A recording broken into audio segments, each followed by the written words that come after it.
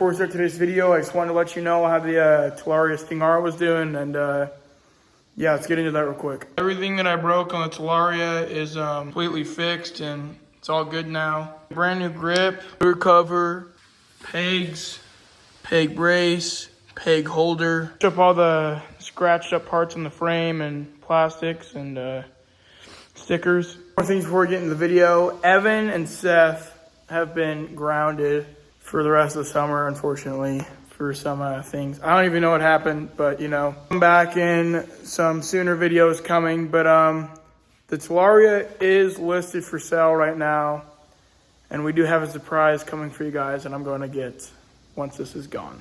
Enough talk, let's get into the video. There's been some changes.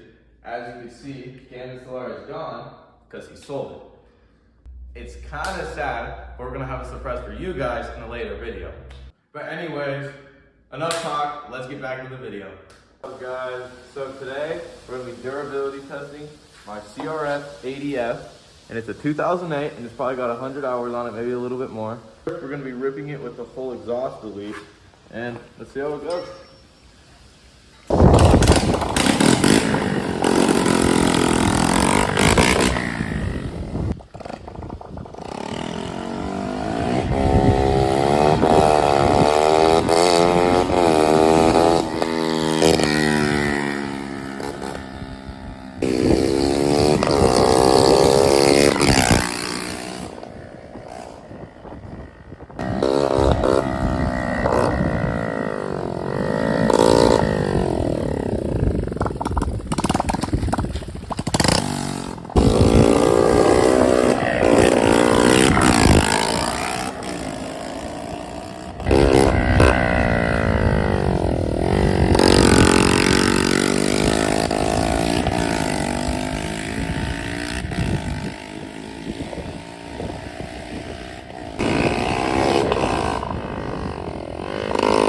So we're gonna put the pipe back on, but Johnny, how did you think of it straight piped?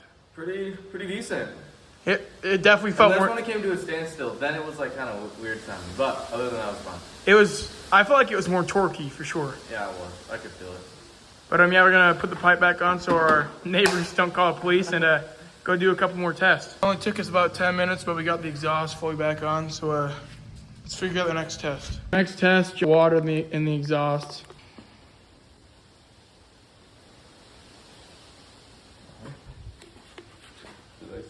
I don't know if you can really see.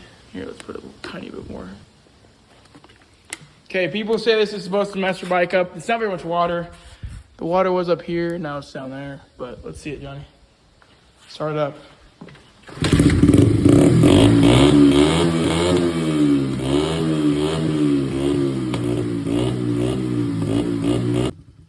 All right, so as you can see, it runs just fine. Put a little bit more in and see how it goes.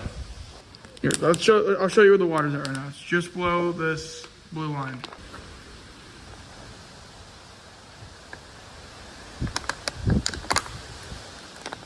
So we put a pretty good amount of water in there. Let it sit for a little bit. Let it sit for a little bit. Let it sit for about a minute now.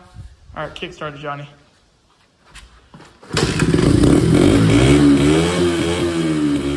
Oh, I'm getting sprayed. Once again, Honda never fails, baby. Never fails.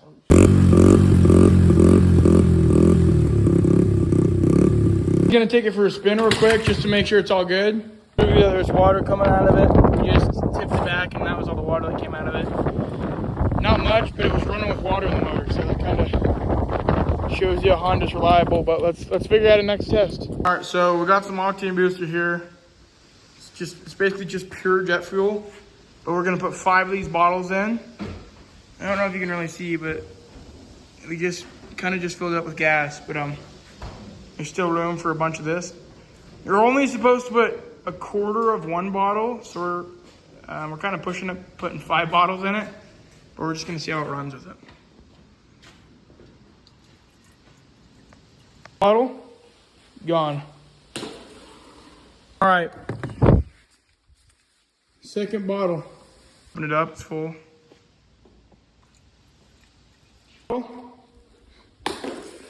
Gone. Just gonna start out with 2 whole bottles in there, which should jump the octane from what we already had in there, which was just 91. Calculated it should be like 97 to 98 octane now, which for a trail bike, that's way too much over the rated amount. But if it keeps running, we're gonna put some more in it after this ride.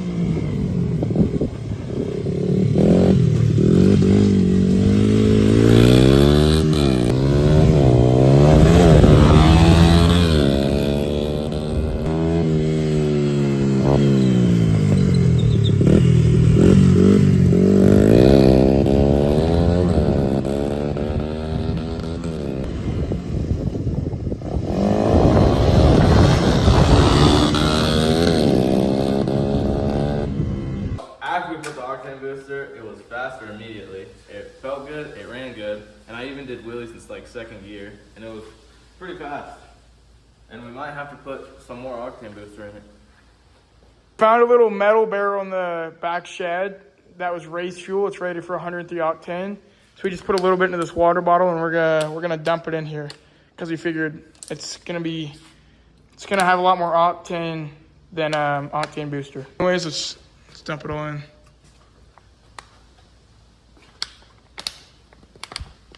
Last time I saw Rais Fuel, I don't remember it being that color, but I don't know. Johnny's gonna go rip it again, and we're gonna see how it runs.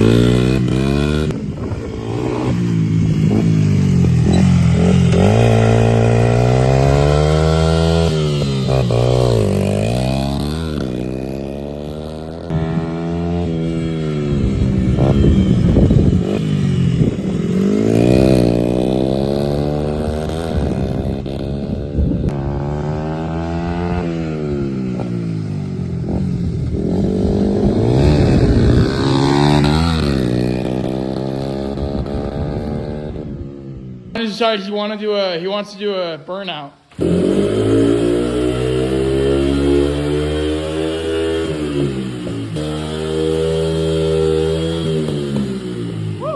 So now we put water in the exhaust.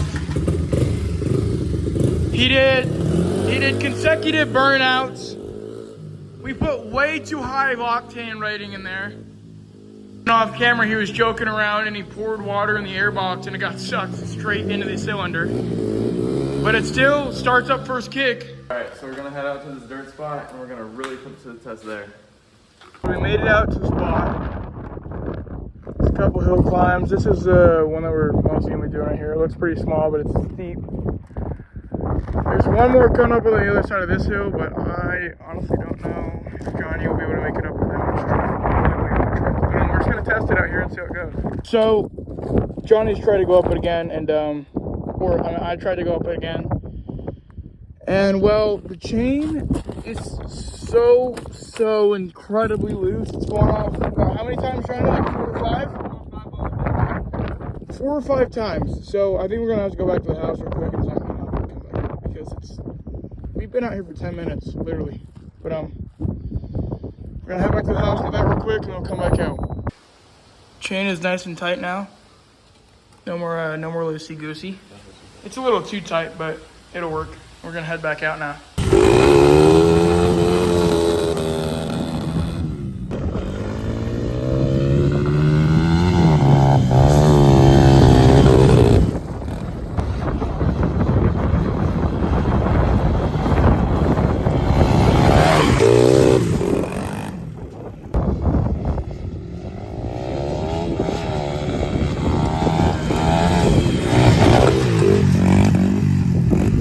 right now we're currently heading out to a different spot, just for different type dirt and some bigger hill climbs. So this hill is the one that we're gonna be hitting it on. This one doesn't look too steep, but it's pretty steep. There's quite a bit of rocks leading up to it and all the way through it. Depending if Johnny wants to hit it or not, I might have to hit it, but I'm fine with it.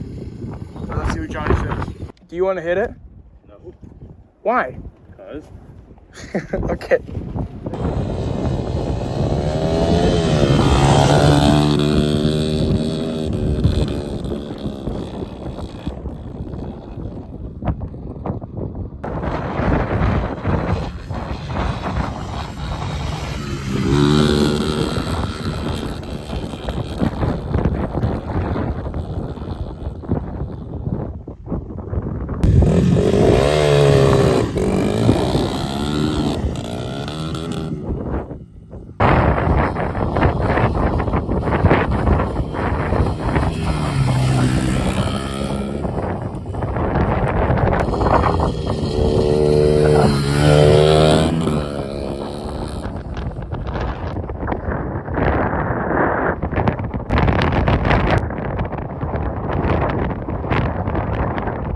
I guess now the only thing really to say is it passed the test. Honda's reliable, baby. Next part you're gonna see is gonna be the second half of the video. Bike versus trail bike. Interested to see what the differences really are between a 85 two-stroke race bike and an 80 Honda trail bike that was big board out to 100. Basically to tell you guys and to tell us what the differences between them are and what the point of uses of them are. Out to a little dirt drag strip around the corner, and then we'll do a race there first and see what the difference is between power is there. All right, so change of plans. Instead of drag racing both of them, we're just gonna drag race one of them. So one of us can film and time it, and we'll just look at the times by who passes, and we'll compare them.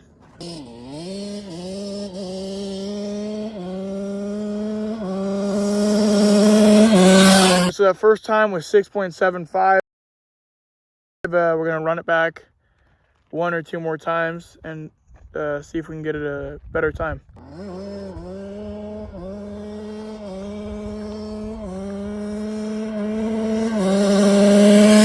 That time I had a load of tire spin, so it was a lot slower, almost a whole second slower. I went 7.41 seconds. We're gonna do one more, try not to spin the tire as much, but when this power band kicks in, it's kind of hard not to, but let's do it.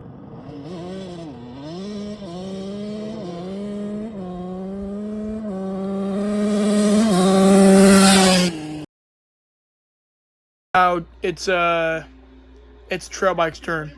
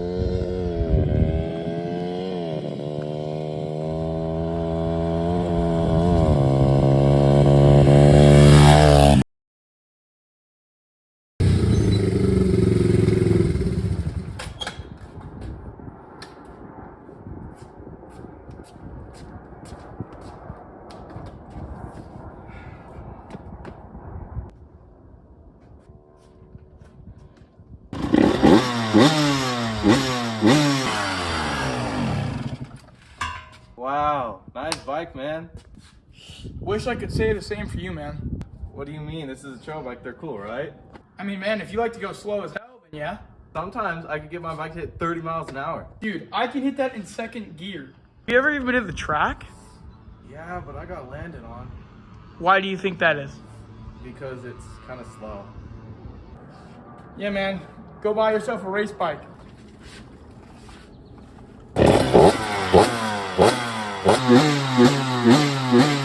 I promise you, get a race bike. Alright guys, that's the end of the video.